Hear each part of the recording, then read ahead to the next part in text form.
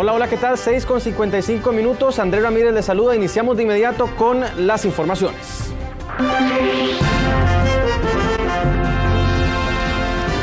Y vamos de una vez con nuestro compañero Gustavo Díaz, porque hay un accidente que se registró en Pocosí entre un helicóptero y un dron, así como lo escucha. Gustavo, usted nos tiene este y otro reportes a esta hora. Adelante.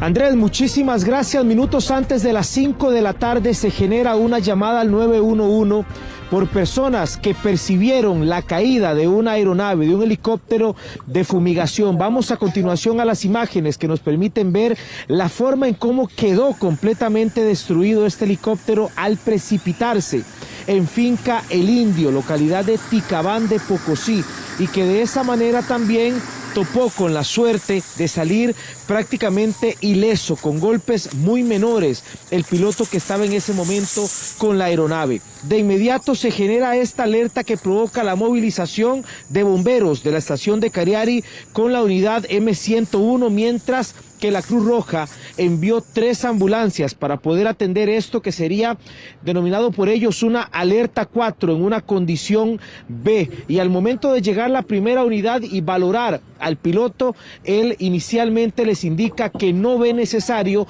que lo trasladen, que lo lleven a un centro médico porque logró salir ileso de esta situación. Les explicamos preliminarmente qué es lo que se maneja. Los helicópteros de fumigación se encargan de sobrevolar un área importante de las compañías bananeras. Allí mismo, mientras estaba realizando funciones el piloto para fumigar la plantación de banano, también hay un dron que se encarga de fumigar las esquinas, los rincones, las cercanías de los ríos de esas diferentes fincas bananeras, y en algún momento ese dron, que es de tamaño bastante significativo, impacta la cola de este helicóptero de fumigación y eso provoca el desplome de la aeronave. Estamos observando el punto exacto en donde se dio este accidente, en Ticabán de Pocosí, Finca El Indio, y la explicación que se tiene es esa. Ya ambas aeronaves, en este caso el dron, que está siendo manejado desde tierra por uno de los miembros de la compañía bananera, que tiene ya específicamente el área que le corresponde fumigar, tenía ya un rumbo. El helicóptero también tenía su área de fumigación y en algún momento no es que se encuentran de frente, sino que colapsan por la parte trasera, y en ese momento ya es cuando el helicóptero se desploma hacia el suelo, teniendo la fortuna de que en la cabina no quedó tan destruida y eso le permitió al piloto sobrevivir.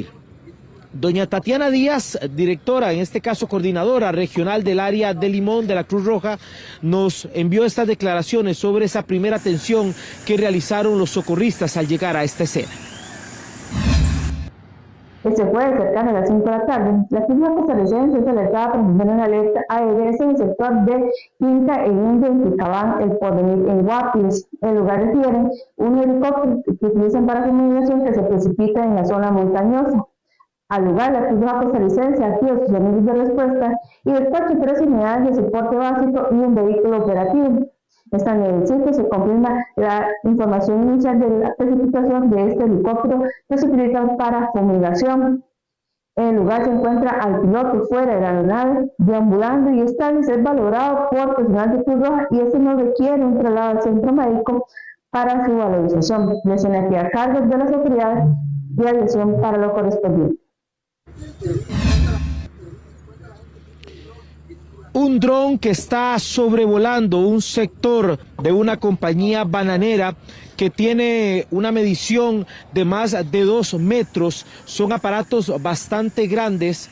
Impacta por la parte trasera de un helicóptero que también se encontraba fumigando un área más extensa, naturalmente por la capacidad que tiene esta aeronave de esa bananera, y es el momento en donde ese dron impacta la cola, la hélice deja de funcionar y provoca que el helicóptero se desplome en la finca El Indio de Ticabán de Pocosí. Para que ustedes tengan un poco también claro lo que aquí sucede, es que el dron hay una generalidad que sea pertenencia de la misma compañía bananera. El helicóptero, por su parte, es alquilado a una compañía a la cual se le paga para que vaya a realizar labores de fumigación en un área más extensa. Desde hace un tiempo, en la zona de Limón, en las compañías bananeras, se vienen implementando los drones en algunos de los rincones hasta donde no puede acceder el helicóptero, y es en ese momento cuando se tenía contemplado que ambas aeronaves estuvieran en ese momento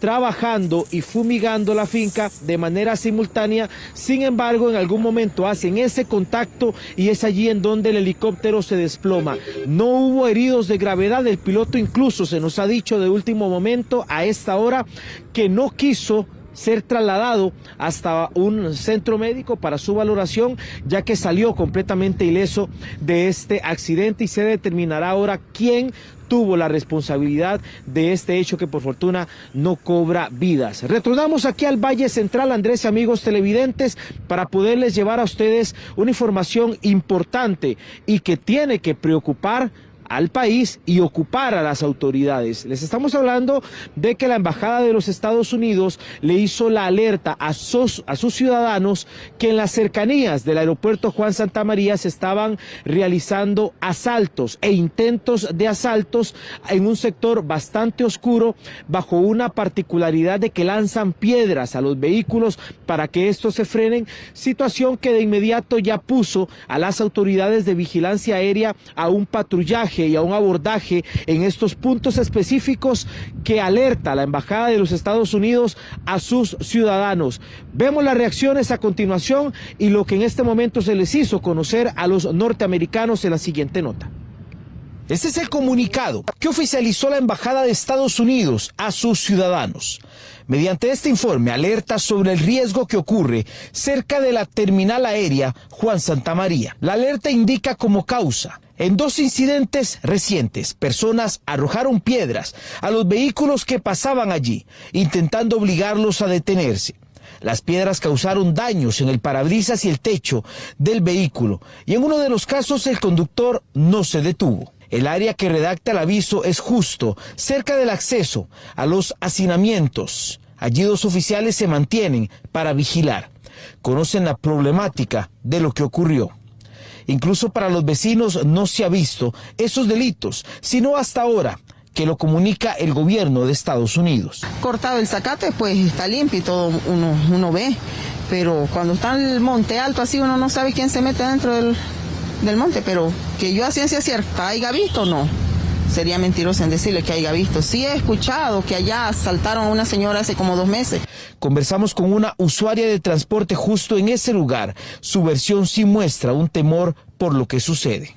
Sí, claro, es súper peligroso a ciertas horas y a veces de hecho sí hay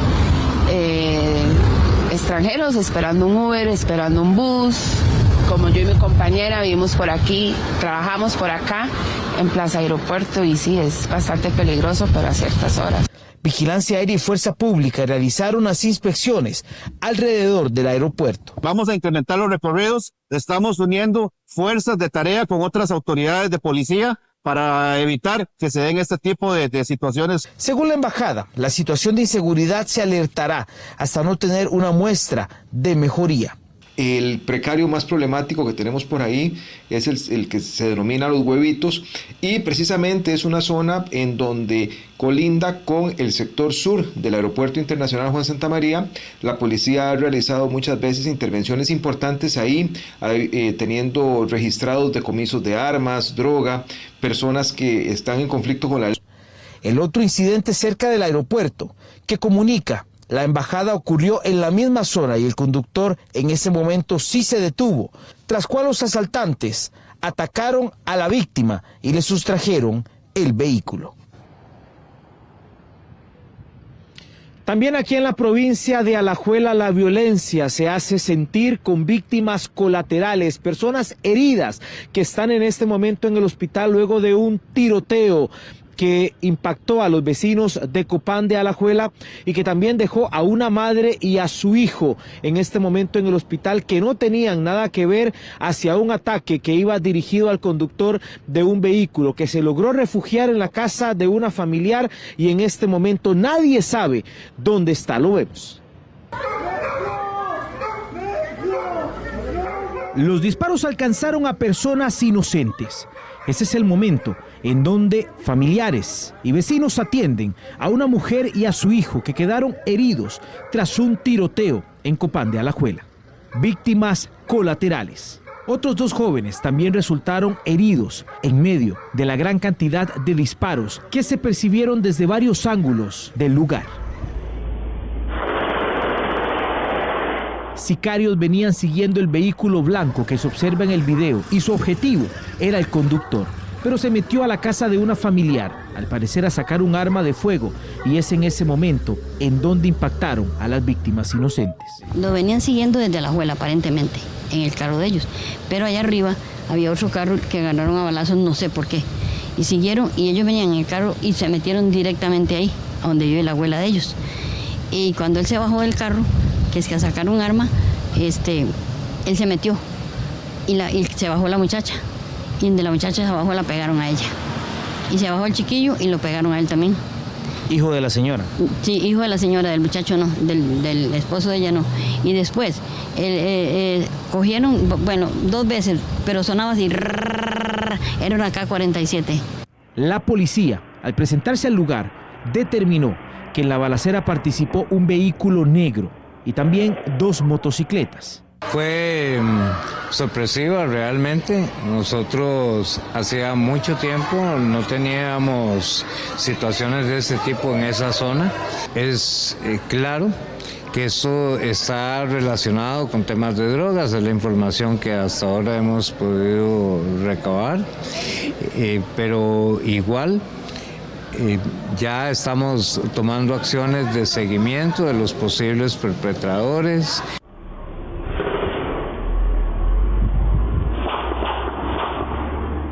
Todo el mundo asustado y todo el mundo se metió a la casa, al menos yo también me metí a la casa y ahí estuvimos encerrados.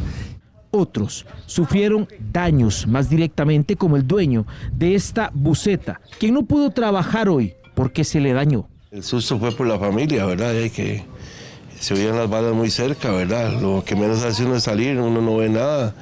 Y lo que queda es quedarse adentro, ya después sale uno y se encuentra con la sorpresa, ¿verdad?, de los daños materiales.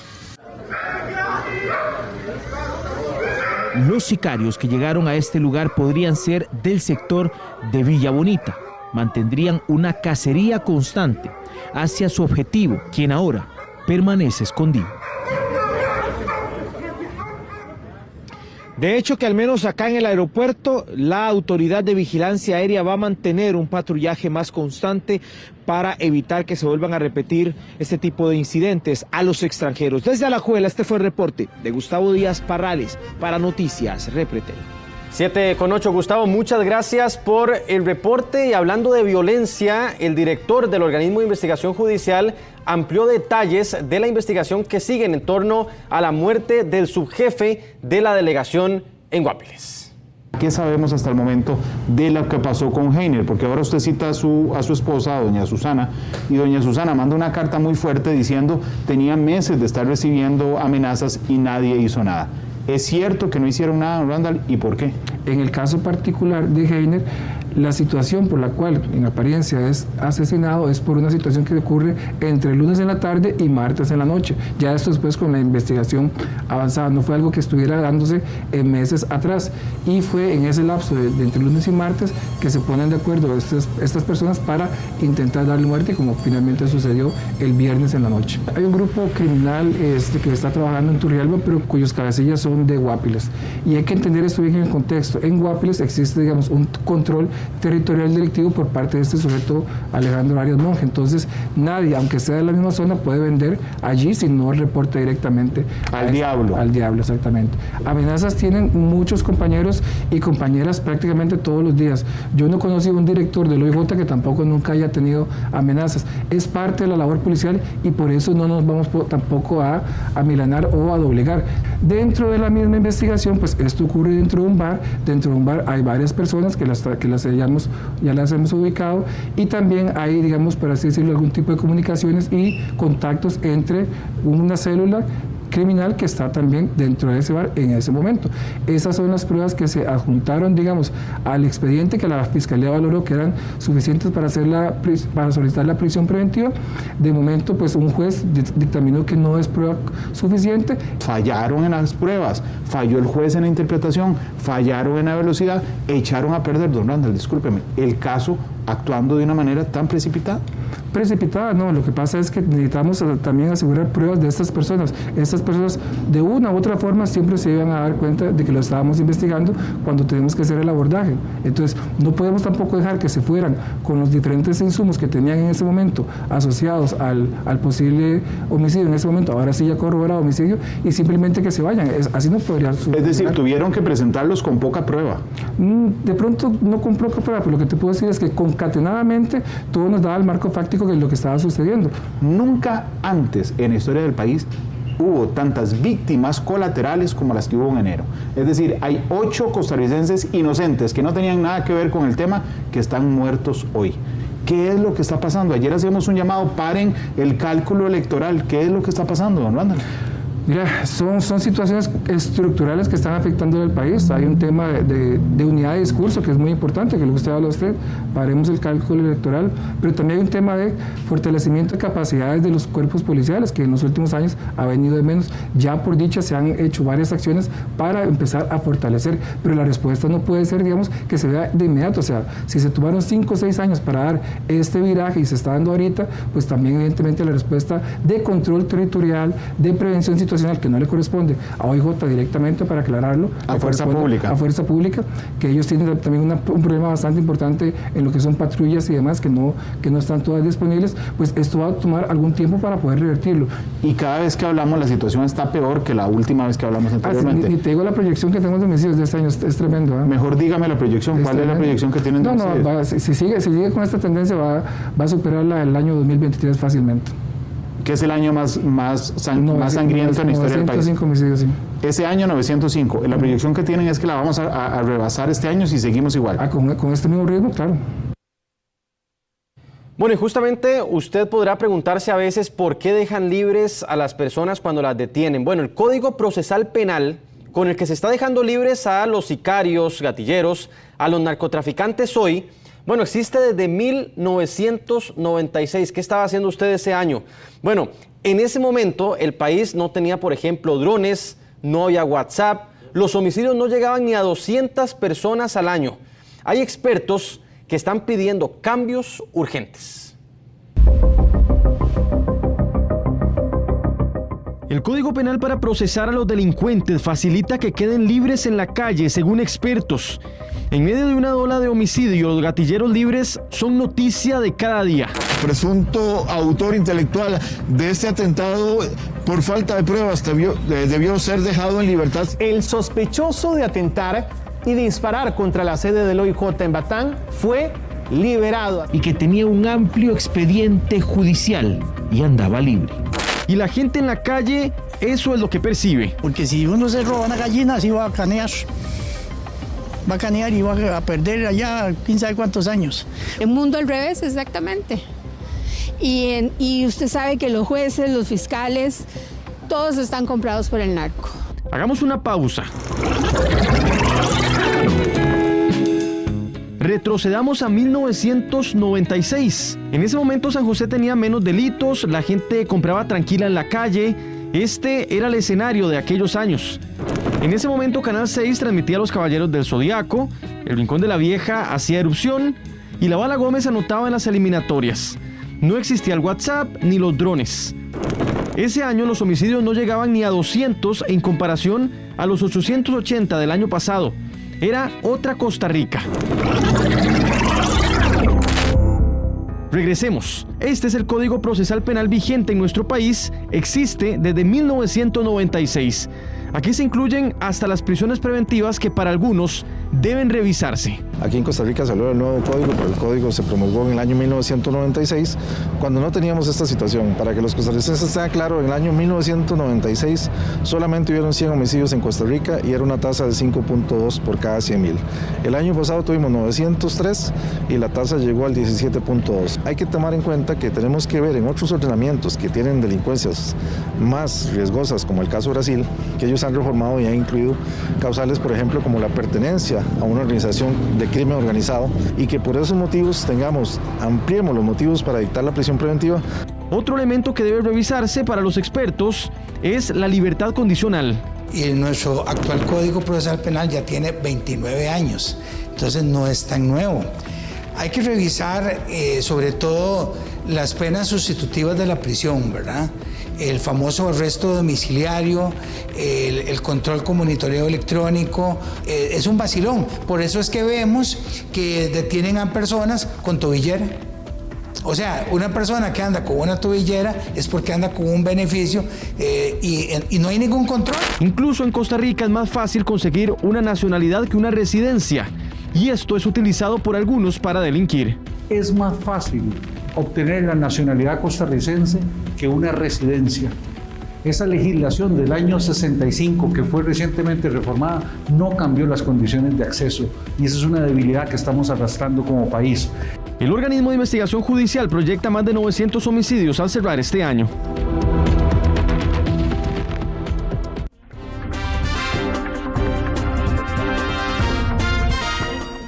Con 16, cambiamos de tema. La mayoría de los costarricenses rechaza por completo el Estado laico, pero son más tolerantes a otros temas, por ejemplo, a la homosexualidad. IDESPO de la Universidad Nacional evaluó la percepción de los costarricenses sobre valores y prácticas religiosas. El criterio varía según la edad y la escolaridad de las personas. Veamos el caso del aborto, en donde el 82% de los mayores de 55 años lo rechaza siempre, mientras que entre los jóvenes, solo el 44% está en total desacuerdo. Excepto de que cojan una chiquita por allá, la violen y todo y queda embarazada, pero es una vida que le dejaron ahí adentro, ¿por qué la va a deshacer? Porque creo que las personas que se embarazan tienen derecho a tomar la decisión, porque hay muchas cuestiones que definen si una persona está preparada o no. La percepción sobre la homosexualidad es menos negativa. El 50% de los mayores de 55 años la rechaza. La cifra disminuye a un 18% del rechazo entre los más jóvenes. En cuanto a si aprueba tener relaciones sexuales antes del matrimonio, 4 de cada 10 mayores de 55 años lo desaprueban, frente a solo un 20% de los menores de 24 años. Como madre y como mujer no estoy de acuerdo en eso. Para eso hay métodos, y las personas no quieren tener hijos, pues hay mucha información ahora, la ciencia ha avanzado demasiado. El 75% de la población afirma que prefiere votar por un partido honesto sin religión. Un 56% apoya un Estado laico, es decir, un Estado sin religión oficial, y un 41% afirma que el Estado debería apoyar a los grupos religiosos. Es estar abierto a todo lo que las demás personas también crean, digamos, y cada quien tiene derecho a creer en lo que quiere creer. El estudio revela que la mitad de los costarricenses son católicos, pero su número descendió un 3% en 6 años, mientras los evangélicos crecieron. Sí, porque ahora en la iglesia solo viejillos, solo gente adulta, de verdad, ya cuesta ver jóvenes. A veces también las iglesias ponen algunos limitantes, ¿verdad? Y entonces la gente se aleja. El informe muestra que las personas con menor escolaridad tienden a mostrar una menor aceptación hacia el aborto, la homosexualidad, las vacunas y las relaciones sexuales antes del matrimonio. Con su permiso, nos separamos un momentito, ya regresamos con más noticias. Son las 7:19. Reporté.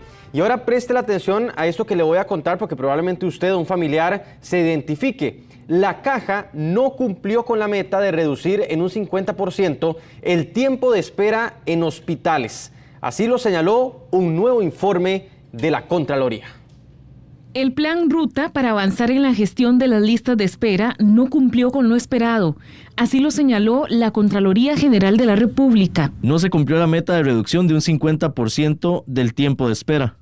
Al finalizar el primer año de implementación de la propuesta, que fue aprobado en 2023.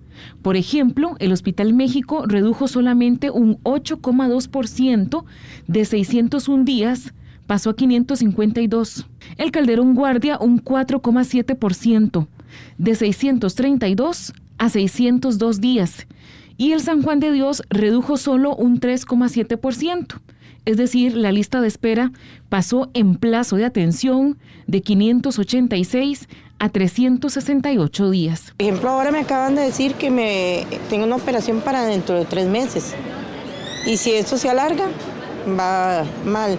Mi esposo está enfermo también y está en lista de espera para muchas citas. Mucha gente necesita la atención necesaria y urgente a veces.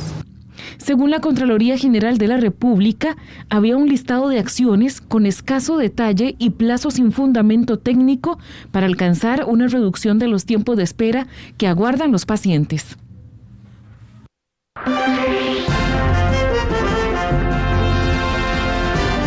Bueno, ya son las 7:28, nos vamos con nuestra compañera Génesis Castillo. Lo adelantábamos en titulares, hay regiones costeras en las que sigue aumentando la tasa de desempleo, algo preocupante. Génesis, adelante.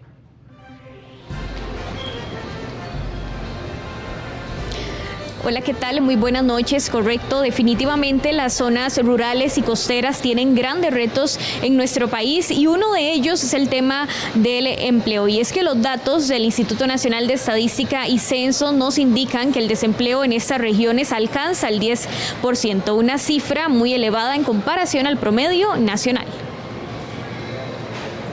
Pese a que se han realizado esfuerzos para desarrollar las zonas costeras y rurales, aún siguen rezagadas y no se generan las suficientes oportunidades de trabajo.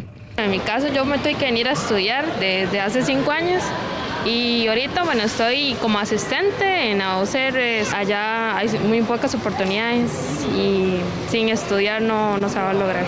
Según el INEC, en la región central el desempleo es de un 6,3%, mientras que en la región chorotega del 10,5% y en la región Pacífico Central del 10,8%. Tienen cifras más elevadas. Sí hay trabajo en ciertos aspectos, ya sea como en Jateva o en el gobierno y así, pero en estos tiempos sí cuesta un poquito más. Estas regiones no solo tienen altas tasas de desempleo, sino también mayores cifras de pobreza, según el INEC. De todo un poco, digamos que empleo, la seguridad y hay muchas cosas más. Entre la región chorotega, la Pacífico Central y toda la zona del Caribe, suman más de 45,000 desempleados y también están rezagados al nivel educativo, lo cual evidencia que hay muchos retos en estos lugares. Tratamos crítica. Bueno, yo por mi parte estoy deseando trabajar, mire, tengo ya como más de 3 meses sin trabajo. Sí, trabajo fijo no he agarrado, fíjese. En los últimos años, el gobierno de la República ha estado implementando toda una estrategia, así como ferias de trabajo fuera del gran área metropolitana, para reforzar estas regiones. Sin embargo, todavía hay problemáticas. Además, es necesario ampliar la inversión extranjera directa en estas zonas para así generar más empleos formales. Y justamente estos informes nos indican que Costa Rica tiene contrastes muy marcados, no solamente en temas de trabajo, sino también en temas de educación, porque muchas de estas personas tienen que venir a San José a estudiar. Desde San José, este fue un reporte de Génesis Castillo para Noticias Repretel. Génesis, muy amable, gracias por el reporte. Nos quedamos en las costas, particularmente en Caldera, porque este año es clave para avanzar con la modernización y la ampliación del puerto. El INCOP corre para volver a publicar el cartel de licitación en las primeras semanas de marzo. El INCOP trabaja para publicar el nuevo cartel de licitación para la modernización de Puerto Caldera, a más tardar la segunda semana de marzo. La Contraloría General de la República le pidió al INCOP cambiar las condiciones tras acoger las apelaciones de 4 empresas interesadas en la ampliación del puerto. Debería ser entre la primera y segunda semana de marzo que estaríamos publicando de nuevo el cartel. La semana siguiente estamos elevando ante ARECEP una adición de consulta para atender las observaciones que hizo la Contraloría con respecto a temas que tienen que ver con ARECEP. El puerto cerró el 2024 con más de 6.300.000 toneladas transferidas, según datos de la Sociedad Portuaria de Caldera. Entre las toneladas transferidas se movilizaron 3.100.000 toneladas en contenedores y 2.400.000 toneladas en granos. Los principales productos que ingresaron fueron cereales, fertilizantes, hierro y vehículos.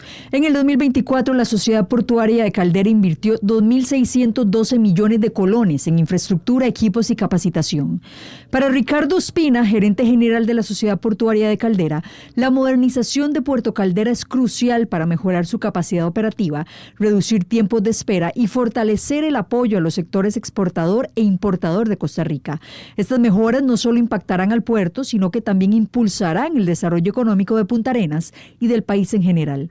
Desde el INCOP corren para que el cronograma se respete y todo el proceso. Que seguimos con la meta de que en octubre de este año tengamos seleccionado al nuevo concesionario, lo cual ya teníamos establecido en el cronograma anterior. Ya habíamos considerado esta etapa de objeciones en el tiempo para poder atenderlo. El concurso plantea una inversión para obras de intervención en las terminales de contenedores, la terminal granelera y la de carga general, lo cual incluye un nuevo frente de atraque, ampliación del patio de contenedores, pavimentación y 3 nuevas grúas, al tiempo que propone una explanada y nuevos accesos viales, 2 nuevos postes de amarre y la infraestructura para el funcionamiento de 2 grúas.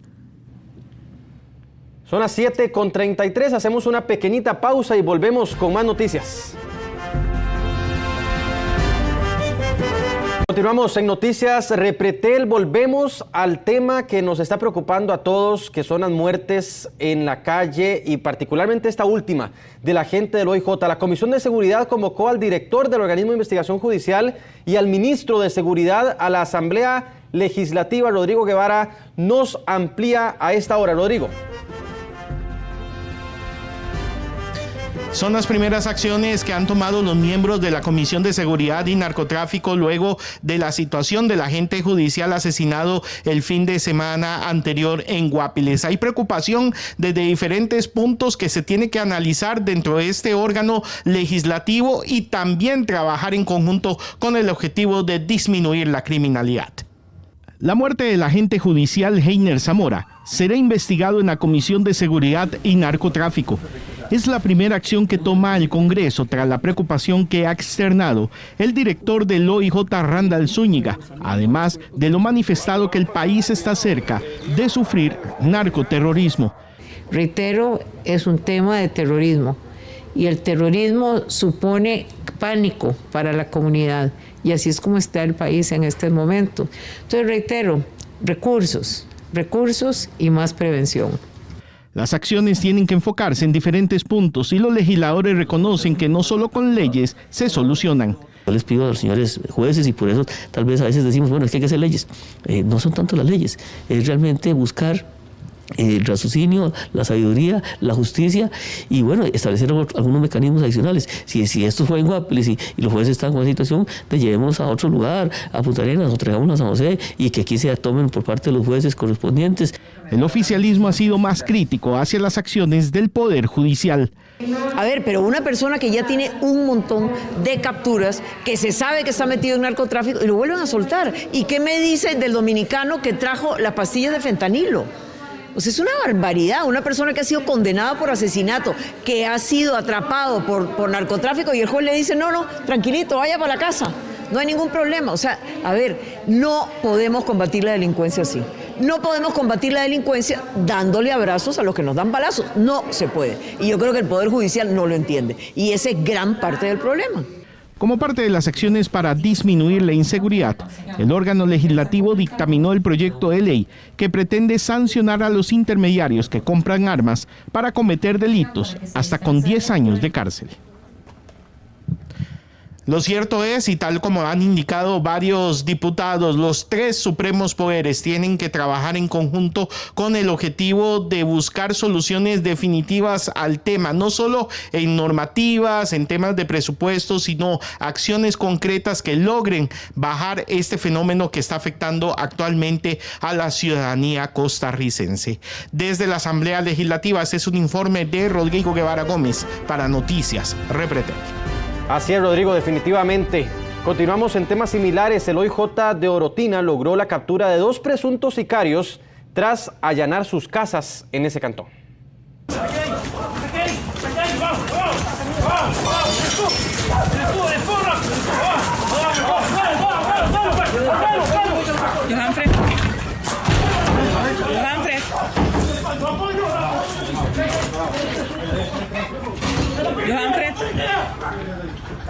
El evitar que la guerra entre 2 bandas dedicadas al tráfico de drogas tomen fuerza es la razón de este allanamiento. El objetivo fue detener a 2 presuntos sicarios, quienes son investigados como sospechosos de tentativa de homicidio, venta de drogas, disparos y amenazas. Hechos ocurridos en Coyolar de Orotina. Al momento del ingreso de los agentes policiales, los sospechosos no fueron ubicados. Sin embargo, minutos después se logró su captura en la localidad de Hacienda Vieja, a unos 15 minutos del sitio del operativo policial. Según la investigación, ambos sujetos habrían protagonizado una serie de balaceras y atentado contra la vida de un integrante de la banda rival. En la acción coordinada por la Oficina Regional del OIJ de Orotina colaboró la Unidad Especial de Intervención del Ministerio de la Presidencia, así como agentes judiciales de Alajuela y Punta Arenas. Nosotros estamos siempre con la disposición a luchar en pro del país, en contra de la delincuencia. El día de hoy estamos apoyando a una oficina de Orotina, del OIJ, en la cual estamos buscando a 2 sospechosos por tentativa de homicidio y tráfico de drogas. Entonces creo que parte de nuestras actividades y conforme a nuestras directrices, por parte del director y propiamente el presidente, estamos con la opción de venir y trabajar tú a tú con lo que son las demás organizaciones policiales. La vivienda allanada contaba con vigilancia mediante una cámara de seguridad. El dispositivo fue retirado y decomisado. El operativo tuvo lugar en uno de los cantones más tranquilos de la provincia de Alajuela. En materia de homicidios, el año anterior se atendieron 4, mientras que el OIJ recibió 34 denuncias por asaltos y 78 por robos. La peligrosidad de los sospechosos obligó a la participación del grupo de choque del Ministerio de la Presidencia. Esto sobre todo porque la criminalidad ha cambiado. Creo que eso es algo que se ha venido perdiendo en los últimos años, el respeto hacia los cuerpos policiales. Creo que como cuerpos policiales debemos estar todos unidos, más lo que pasó la semana pasada lamentablemente con el compañero. Creo que cada vez los delincuentes son más jóvenes, actúan con más ímpetu, con ignorancia se puede decir.